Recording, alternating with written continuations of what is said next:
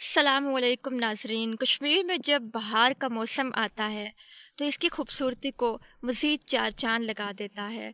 दरख्तों के ये हरे हरे पत्ते, लहलाते सरसब्ज खेत और फूलों की महक फ़िज़ा में एक राहत और सुकून बखेर देती हैं। इन फूलों की महक को अल्फाज में बयान करना इंतहाई महाल है। इसलिए आज का मेरा छोटा सा व्लॉग कीकर के फूलों की खुशबू और इनकी खूबसूरती पे। खामोश शाखों पर छुपकर महकने वाले ये कीकर के फूल सादगी में भी हुस्न का एक अलग म्यार रखते हैं। ना रंगीन ना शौक, फिर भी दिल को छू जाते हैं कीकर के ये सफ़ेद मोती।